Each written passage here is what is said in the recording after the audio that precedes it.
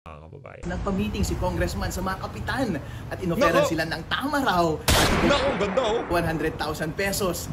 Wala lamang maiboto ng straight yung administrasyon ngayon dito sa ating bayan. Kayo po ay pipilitin ng ating mga barangay officials. Huwag po kayong magpapatakot. Worth Nako, mabigat na naman yung mga binitawan na yan itong si Attorney Respicio. Ha? Toyota tama raw ang pinambabayad daw ng isang congressman sa mga barangay captain para hikayatin ang kanilang mga nasasakupan na magbumoto ng diretso dito sa mga kandidato ng alyansa. Naku, matindi ho yan. Kaya kapag ang inyong barangay captain nagkaroon ng bagong sasakyan pagkatapos ng eleksyon, alam na this, okay? Pero bago yan mga kababayan, isang like at isang subscribe. Masaya na ho tayo dyan sa mga gusto sumali sa ating community. Yung joint button, nandyan lang ho sa baba. Ayun na nga, matindi ho itong mga kababayan, no? Eto, si Vice President Sara Duterte, inendorso na ho itong si Senator Attorney Jimmy Bondoc. Ayan. Ito mga kababayan, panoorin ho natin ang endorsement nitong si Vice President Sara Duterte bago ho tayo dumako dito kay Attorney Respicio at dito kay Senator Robin Padilla. O ito na, panoorin ho natin mga kababayan. Attorney Jimmy Bondoc, may hustisya sa kanyang tinig. Sa Wow. bayan ay tapat na umiibig. Let him be the one to protect the people. Kay Attorney Parang nagtutula si BP dito. Jimmy Bondoc, ang inyong ginhawa ay musika sa tenga. Ako si Sara Duterte, ating iboto. Number 10 sa balota, Jimmy Bondoc sa Senado. Yun, palakpakan ho natin. Ito si Vice President Sara Duterte. Napakaswabe ng pag-i-endorso niya dito kay Attorney Jimmy Bondoc. Isang beses pa ho mga kababayan para talaga solido. Attorney Jimmy Bondoc, may hustisya sa kanyang tinig. Sa bayan ay tapat na umiibig. Let him be the one to protect the people. Kay Attorney Jimmy Bondoc, ang inyong ginhawa ay musika sa tenga. Ako si Sara Duterte, ating iboto. Number 10 sa balota, Jimmy Bondoc sa Senado. Palakpakan ho natin ang pag-endorso ni VP Sara sa isa sa mga kandidato ng PDP Laban. At yan ay si Attorney Senator Jimmy Bondoc. Kayo na nga mga kababayan. Eto na ho, pag-usapan ho muna natin ito. Bago tayo pumunta dito kay Attorney Respicio, pasadaan ho muna natin na mabilisan itong lumabas na balita na kung saan itong si Senator Robin Padilla, PDP Labans, Robin Padilla endorse re-election bid of Alyansas Francis Tolentino. Anak ng tao ko, Senator Robin, ano na hubang nangyari sa atin? Ito alam ko naman ang magiging sagot nitong si Senator Robin. Walang kinalaman ng PDP, walang kinalaman ng Duterte, si Tatay Digong sa kanyang pag-i-endorso na yan dito kay Francis Tolentino. Okay? Ang pag-i-endorso niya siguro bisang personal na kapasidad niya bilang senador o bilang artista. Kagaya kay Mangga. Kaso meron ho tayong problema dyan, Senator Robin. 13 na ho ang kandidato nyo. Una, ipinost nyo itong si Gringo Honasan at itong si Amy Marcos Manggagamit. Meron ho tayong Duterte. Plus 2, Gringo Honasan at itong si Amy Marcos, 12 na ho yan. Sa pag-i-endorso nyo na yan, dito kay Francis Tolentino, anak ko, 13 na ho yan. Ano na ubang nangyari? Baka lugar na tanggapin ng mga makina yung ating mga boto, pagka yung mga kasi siyempre, yan si Senator Robin, pinakamaraming nakuhang boto sa mga senador noong 2022 senatorial election. Tama, mali? 2022. Tama, siya ang pinakamalaki ang boto. Ngayon, pagka yung mga naniniwala dito kay Senator Robin, sinyade nila lahat ng ipinost niya sa kanyang Facebook post. Naku, yariho tayo dyan. Pang 13 na ho yan, Senator Robin. At yang si Francis Tolentino, isa ho yan sa mga hindi po pagkakatiwalaan. Isa ho yan sa mga nanahimik noong kaliwat kanan ng birada dito kay VP Sara, dito kay dating Pangulong Rodrigo Duterte. Kaya hindi ho natin malaman. Ito, nagtatanong ho tayo. Wala ho tayong pinatutungkulan na Duterte candidate dito. O kung sino pa man. Bakit siya dyan? Hindi mo natin alam eh. Nangyari dyan, Senator Robin. Naman, oh. Diba? Iniintay natin yung mga ika nga pag pinakulong si Tatay Digong, dapat yung moral ng mga taga-PDP talagang napakataas. Magkakaroon ng malaki ang pagtitipon para maipakilala ang mga kandidato ni Tatay Digong. Pero mula ako nung umuwi ko yung galing dahig. Hindi ko binabanaan. Kumbaga, obserbasyon lang ko ito ng isang usisero sa social media. Ang nakita ko nating, sabi nga nito si Attorney Jim, tama ka naman siguro. Mali ako. Na merong alam yan. Merong alam yan si Senator Robin at si VP Sara na hindi natin alam at kung ano man yung alam nila na yun, hindi ko talaga natin alam. Pero tayo bilang taga-suporta ni dating Pangulong Rodrigo Duterte, tayo nalilito na. Hindi ho tayo nalilito sa pagboto sa 10 kandidato. Yan isulido. Automatic na ho yan. 10,000%. Pero yung mga naiwan na leader ni Tatay Digong dito sa PDP. Hindi ko binabanatan si Senator Robin. Yan yung sentimiento ng ating mga kababayan sa social media. Yan si Mr. Real Talker. Siya tanungin nyo dyan. Nakita ko lang ang post niya. At dyan sa post niya na yan, ay tayo napatanong sa ating sarili. At yung nagbasa tayo ng mga comments dyan, imagine 17 minutes, merong 498 comments. Nagbasa lang ho tayo. Kumbaga dito yung hindi marinig na boses ng mga kababayan natin dyan sa comment section nitong si Mr. Real Talker, dito ho naririnig ng marami sa ating mga kababayan. Kasangkapan lang ho tayo dito ng kung ano nga ba ang tunay na sentimiento ng ating mga kababayan sa social media. Wala ho tayong masamang tinapay dito kay Senator Robin. Lagi nga ho natin pinagtatanggol yan eh. Sa totoo lang. Diba? Lagi ho natin pinagtatanggol yung nandun siya sa daig Netherlands, maraming bumaba. Pero dito sa isa na to, kailangan ho ng ating mga kandidato. Hindi ko alam, kailangan ho ba natin? Itong kay Senator Ipe, Senator Attorney Lambino, Attorney Hinlo, Doc Mata, kailangan nyo, hindi nyo ba kailangan ng tulong? Huwag naman sana magalit. Tayo ay nasa isang bangka. Dapat ngayong mga panahon na to, tayo ay nagpapalakasan. Wala ako dito para tirahin ng kung sino man. Ang tinitira lang natin yung mga merong Celtic dyan sa Malacanang. Pero yung mga kandidato, dito tayo ay nagtatanong. Gusto nating malinawan. Disclaimer mabilis yan. Di ho natin binabanatan si Senator Robin. Dahil pag alis ni Tatay Digong, siya ho ang kumbaga, dating para sa atin, siya ang humalili bilang maging leader ng PDP laban. Sana bahala kayo dyan. Yoko dyan. Bahala kayo. Doon kay Senator Amy Marcos. Napanood nyo ba yun? Nung nakita natin in-endorso nitong si Senator Robin, itong si Manang Amy, nagtanong ho tayo doon. Ano ba, sa anong kapasidad mo ini-endorso? Kasi hindi malinaw sa atin. After few hours, nagpaliwanag siya na walang kinalaman ng PDP si dating Pangulong Rodrigo Duterte sa pag-i-endorso niya kay Amy Marcos. O yung PDP, yung kay Tatay Digong dinadabasa. Basta walang kinalaman ng PDP sa pag-i-endorso niya kay Senator Amy Marcos. Siguro bilang bilang senador o bilang kaibigan, bilang artista o isa sa mga merong nakakuha ng napakalaking boto nung panahon ng kampanya, itong sentimiento na to, hindi lang naman sa atin to. Marami sa ating mga kababayan, yan rin ho ang katanungan dyan sa naiwang leader nitong si dating Pangulong Rodrigo Duterte sa PDP Laban.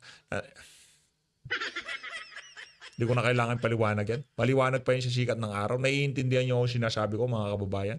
At dito rin ho sa video na to, pag-uusapan din ho natin. Etong si Attorney Conti. Nako, yan na nga ho ba sinasabi natin. Nagpa-interview na naman ho itong bakulaw na to. Mamaya. Dito ho muna tayo kay Attorney Respicio. Meron ho siyang ichichika sa atin. Ano yan Maraming chika yan Attorney Respicio. Attorney Respicio, ito. Pakinggan ho natin ito, mga kababayan. Nagpa-meeting si Congressman sa mga kapitan at inoferan sila ng tama raw at ang ganda 100,000 pesos para lamang maiboto ng straight yung administrasyon ngayon dito sa ating bayan. Kayo po ay pipilitin ng ating mga barangay officials. Huwag po kayong magpapatakot. Worth it ba na ibigay ninyo ang pagkakataong ito na mamili ng inyong ninanais na kandidato na mamuno sa inyo na magiging tapat sa ating bayan? Nako, yan na nga ako ba sinasabi natin, maraming salamat dito kay Attorney Respicio dahil nilalabas niya yung mga ganyang klaseng balita. 'Di ba? pinambabayad ho nila ngayong mga panahon na to. Hindi na ho yung mga botante. Kumbaga, dinadaan na ho talaga sila sa brute force. Ika nga, di na sila bumababa doon sa mga botante. Yung kung sino siguro yung kapitan na kasalukuyan, yun ang kinakausap nila. Kasi pagka yun na nga naman ang kinausap nyo, meron ng leader yan kada purok eh. Itong sa purok 5, purok 4, purok 1, halika kayo dito. Magsiswimming tayo pagkatapos ng eleksyon. Isasakay ko kayo doon sa aking Toyota Tamaraw. Naku, ganda niyan. Gusto natin magkaganyan. Nakita natin talagang antikas. Yung talagang barakong-barako sa kalsada yung mga ano na yan. Yung mga Toyota Tamaraw na yan eh. Pangarap pa lang. Pangarap. Wala naman masyadong mangarap, diba? Pangarap po natin yan. Yung Toyota Tamaraw. Lalo na pagka nililabas nila yung 4-door. Yung dalawa na. Yung double cab na ba? Ngayon, single lang eh. Maganda yung dalawa para marami yan sa kakayan, di ba? Pagka ilinabas na nila yun, mas maganda yun. Yun lang ang mga kababayan. Kasi tayo, mahilig tayo sa adventure. Yun talaga, pambaragan yung na yun, yung Toyota Tamaraw na yun. Tsaka matikas. Yung talagang, yung sa karsada, stable na stable. Sasabihin nitong si Kapitan, yung mga purok leader, lapit, meeting, emergency meeting tayo dito, lapit kayo lahat, lapit. Purok 1, 2, 3, 4, 5, yan, ito. Game plan, alyansa, street vote tayo. After election, outing tayo lahat, okay? Yung mga nyo, kamag-anak, yung mga leader nyo, kausapin nyo na yung mga bahay-bahay. Okay? Yun ang game plan natin. Pagkatapos election, ako bahala sa inyo. Diba? Kasi makikita rin yan ng mga nakausap nila. Sa barangay ganito, nanalo alyansa. Sa barangay ganito, nanalo alyansa. Aba, Kap. Approve ka, Kap. Ika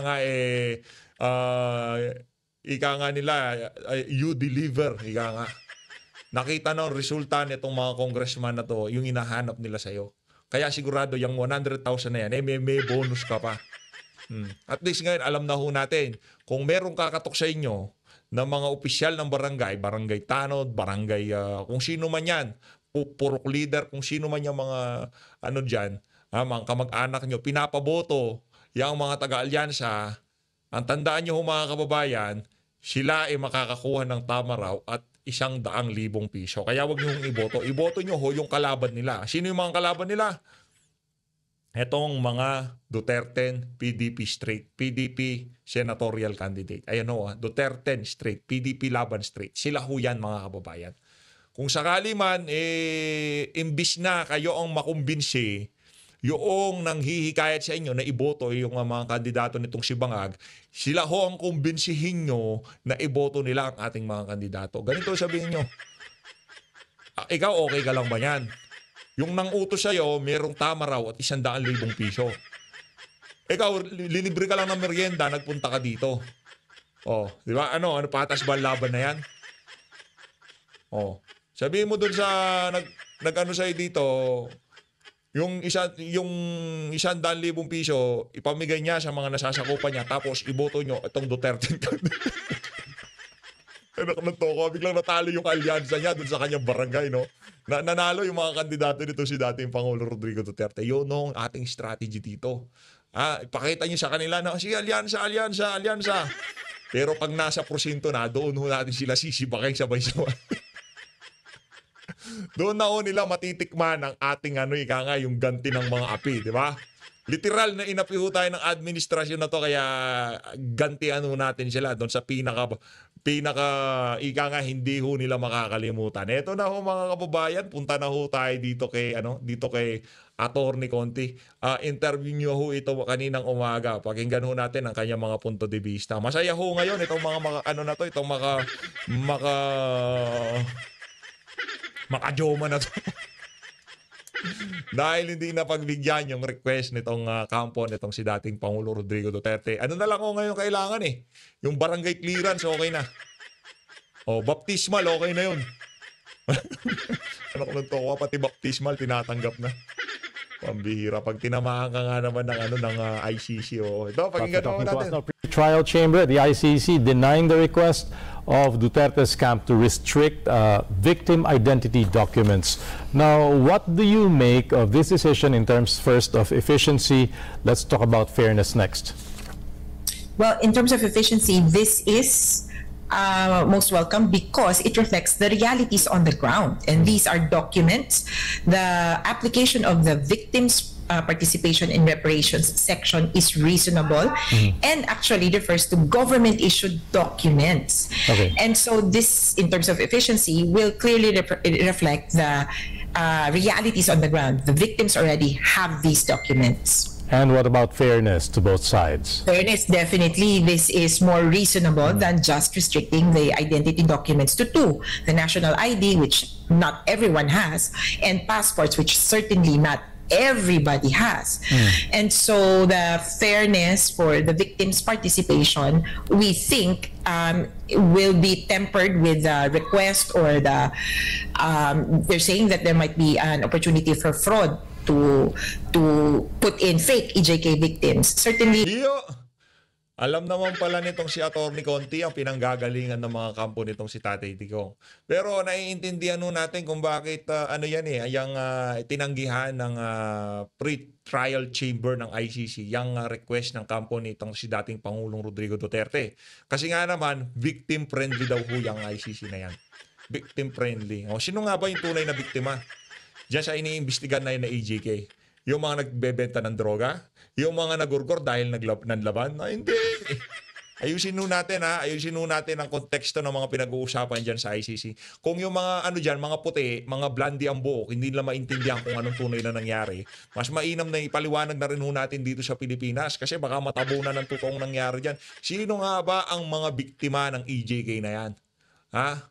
Kasi sinasabing biktima, yung daw mga yung tawag dito, yung mga nagurgur pagka hindi nagurgur yan, baka kwento na lang yung mga pulis na nakainkwentro ng mga yun yung mga panahon na to.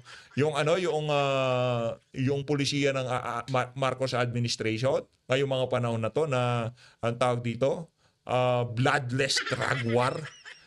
Ituring nila itong shabu na parang energy substance lang, pampahaba lang ng oras, di ba? Yan ang problema ho natin dyan. At this point, as proof of identity, the government-issued identification will be sufficient safeguard.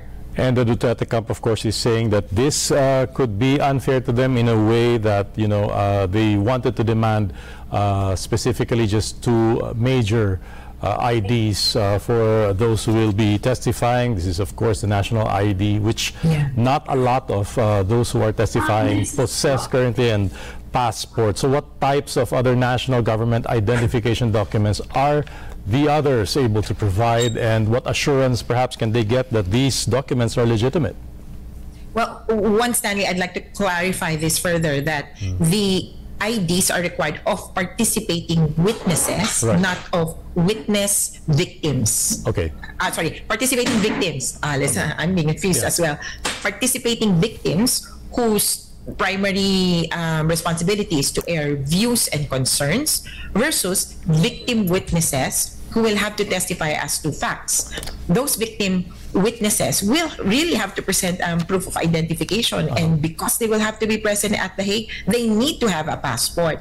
But for participating victims, whose role would be to provide views, concerns, interests of the victims, their proof of identity will run the full range of government-issued IDs. That would include your driver's license, if they have that. And this is more workable. SSS ID, GSS ID, UMID, local government ID for Quezon City residents. This is the Q Citizen ID. You can also present your barangay ID. You can also present your NBI clearance, which is yung baptismal, wag mo kalimutan. Acceptable in most government offices, as well as your voter's certification with dry seal, because I think right now they're not issuing voter's ID. So the whole gamut of government-issued identification, we think would be sufficient to prove your identity. Kumbaga, hindi naman peke ang mga taong ito. Okay, and are you open to the idea or the possibility that, the Duterte camp can scrutinize the other IDs that will be provided in lieu of the ones that they require? Because Attorney Nicholas Kaufman is arguing, not providing the acceptable IDs, of course, and documents will only make the process more tedious. Do you recognize this possibility? Well, the Victims Participation and Reparation Section, BPRS, has already put in place a mechanism. So those who can present IDs as identified will fall into a category, letter A. Okay na sila. Yeah. B would be those who cannot present IDs or those whose incidents do not fall within the context or the jurisdiction of the court. And then C would be those who cannot or who provide a different form of ID. So technically, A and B, because the VPRS has already clear standards. So even if the authority has been delegated to them, the standards are clear. Present this ID, show us this application form. If you cannot do so, you are rejected or approved. C would be the kind of group of persons whom the defense and the prosecution would be able to review. And I would say that very few, hopefully very few people would fall into this category of, so to speak, questionable applications. So on the part of Attorney Kaufman, I would assure him that he would not be required to review all of the applications, as long as he agrees, or actually he has no say anymore. The court has already said that they will accept these forms of IDs and that they will accept. Ano na talaga, itong mga ano na to, itong ICC na to, ika nga ho nitong si Boying Remulla, para sa atin, base sa ating mga nakikita, base sa ating sa recent development diyan sa ICC na yan, sa kaso nitong si dating Pangulong Rodrigo Duterte. Hindi pa ho nag-uumpisa ang laban, nakikita na ho natin na magkakaroon talaga ng napakatinding gulangan diyan sa kaso na yan, itong si Tatay Digong. Wala na ho, importante lang ho dito, madaliin, ano na talaga, ma-convict na itong si dating Pangulong Rodrigo Duterte. Parang ano hong nangyayari dito yung Quadcom hearing, parang ganun ho no? Yung tipong basta pabor doon sa naratibo, yung kahit na ano pa, malabag pa ang karapatan noong nasasakdal diyan. Wala ho silang pakialam. Basta lalong madikdik yan doon sa gagawin nila, kahit na ano pang karapatan ng malabag dyan, talagang tutuluyan ho nila yan. At ganyan hong nakikita natin ngayong mga panahon na to, dyan sa ICC. This form of application form and so forth. Okay, and following, of course, this decision by the ICC pre-trial chamber, what is the next step? What other processes following this decision are we expected to witness in the next couple of minutes? Now we go to application. So on the part of the victims, so I would like to stress again that before the court there will be 3 entities appearing: prosecution, defense, and the victims. The victims, to be qualified as victims of the case, have to present these: proof of identity, proof of victimhood, which would be in their application form, proof of kinship to the victim. The direct victim would be the deceased, and what harm has been caused them. So all these they need to present, and we have a deadline it will be up to the VPRS when to accept the documents, but the hard deadline would be August 27, or a month before the confirmation of charges hearing. They need to submit all the documents already to the court. On the part of the victims, we will soon be we have a group called Duterte Panagutin. This is a network that will be open. Wala na. Yaang ginagawa ho nila kay dating Pangulong Rodrigo Duterte. Ano yan kumbaga yung paninira, yung pagpunta sa ICC, yung gusto nilang palabasin na talagang merong nalabag diyan sa war on drugs itong si dating Pangulong Rodrigo Duterte. Sa ating nakikita, wala akong kakwenta-kwenta sa totoo lang. Ano ba talaga gusto nilang mangyari? Ang gusto nilang mangyari, masiraan na itong si VP Sara. Kasi kung ang gusto lang nila siraan itong si dating Pangulong Rodrigo Duterte, ano pa yan? Ano pa silbi niyan? Di ba? Ano pa silbi niyan? Di na makakatakbo ng presidente yan. Yung panagutin, walang panagutin. Ang sinisiraan ho talaga nila dito yung apelidong Duterte. Pero base sa mga nangyayari ngayong mga panahon na to, imbis na mabwisit yung ating mga kababayan, ngayong mga panahon na to, ating nakikita na talagang hindi pinapaniwalaan ng ating mga kababayan yung mga paninirang ginagawa nila dito sa apelidong Duterte. Yun ho yun. Ano ho talaga yung paninira sa mga Duterte? Yun ho ang punot dulo niyan. Para konektado pa rin ho yan sa 2028 presidential election.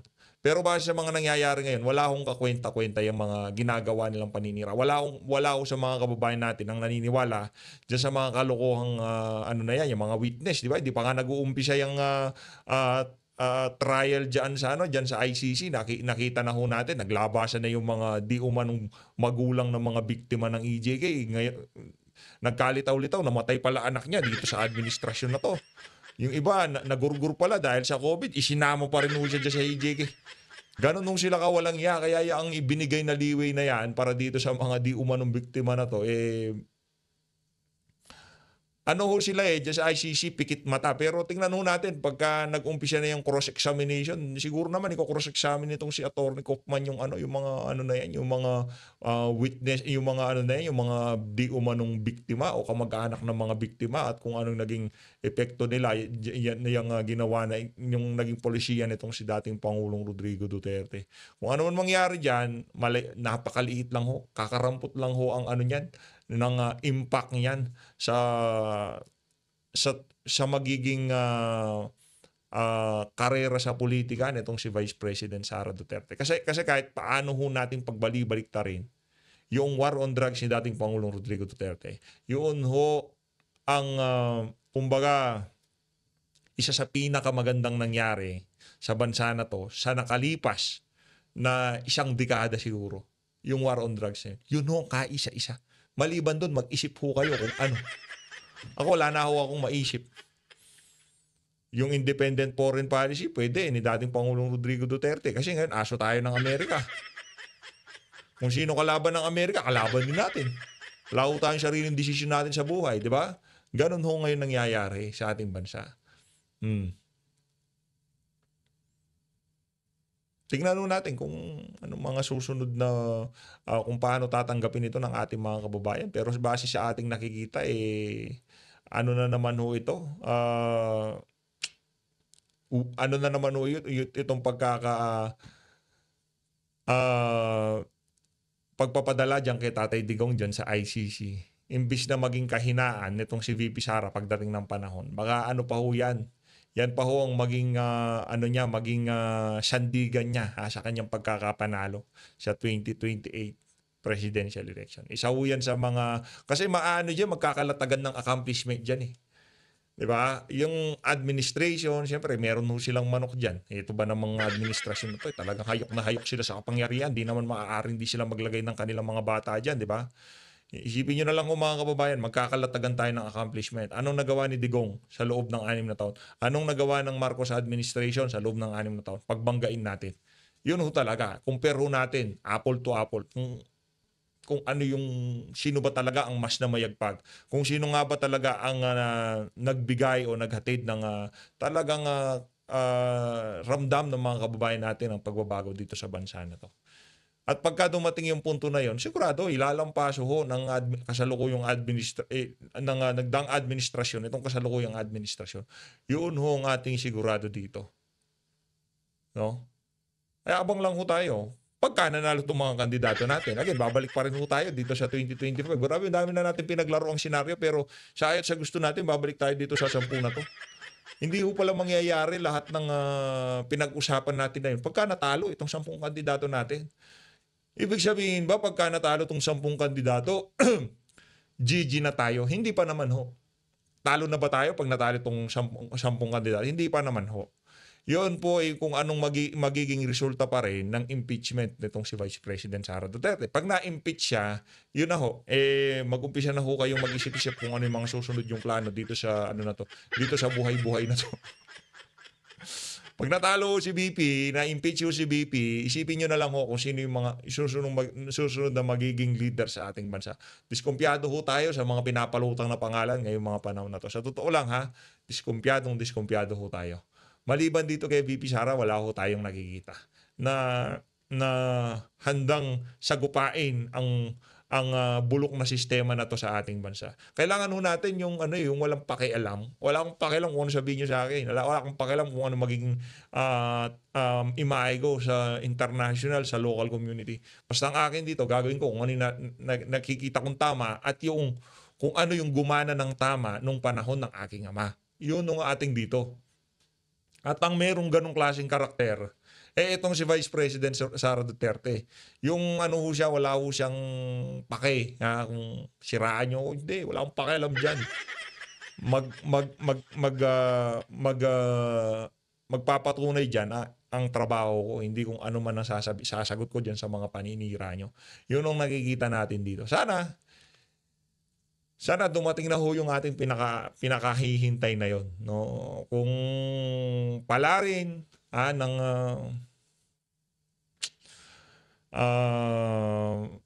universe ka nga, maging presidente na si VP Sara sa lalong madaling panahon. Kung ano man yan, diba? Ano naman ho yan, tadhana yan. Di naman natin masasabi kung ano magiging takbo ng panahon. Kung ito gusto lang ho natin siya maging presidente kasi siya ang pinakakailangan ng Pilipinas ngayong mga panahon na to. Hindi ho kailangan ng Pilipinas yung mga kabubuhan nitong si Marcos Jr. Yari ho tayo dyan. Wala hong mabuting naidulot ang isang yung pagkakamali ng sambayan ng Pilipino noong 2022 presidential election. Kaya ngayon 2025, huwag na ho natin ulitin. Kung sa tingin nyo, mahal ang presyo ng bigas, sino ba may kasalanan dyan? Kung sa tingin nyo, bakit ang daming kriminal, sino may kasalanan dyan? Kasalanan ba nitong mga kandidato na to? Ang ganda na pabulusok na tayo. Bigla na naman tayong ibinagsak ng administrasyon na to. Kasalanan ba yun ni Tatay Digong kung bakit ang mahal ng mga pangunahing bilihin, kaliwat kanan ng kidnapan? Diba? Napakarami, hindi na ho talaga safe ang ating mga anak sa karsada dahil napakaraming mga adik. Diba? Kasalanan ba ni Tatay Digong yun? Sisihin natin kung sino may kasalanan. Panagutin natin kung sino yung may kasalanan. Tama ba yung ginawa nila kay dating Pangulong Rodrigo Duterte? Tama ba ang ginagawa ng administrasyon na to sa ating budget? Just a budget ng PhilHealth, tama ba yan? Pera ng PhilHealth, tama ba yan? Singilin ho natin kung sino yung may kasalanan. At subukan ho natin itama lahat ng kamalian na yan sa susunod na eleksyon. Iboto ho natin itong ating mga kandidato. Yan, nandyan ho sila. Vote straight, PDP laban straight. As always, maraming salamat po sa pag-support sa PH Update. Mag-ingat ho kayong lahat. Mahalin natin ang Pilipinas. Mabuhay ho kayo. Lahat ng nai-enlighten, kahit pa paano naliliwanagan sa ating mga video, tuloy-tuloy lang ho tayo. Ano ba magagawa natin? Tayo lang naman magsasama-sama dito. Tuloy-tuloy ang pangangampanya, tuloy-tuloy ang pagtulong dito sa Duterte. Yun lang ho talaga. Maliban doon, wala na ho tayong magagawa. Yun ang ating sigurado. Malino natin Pilipinas.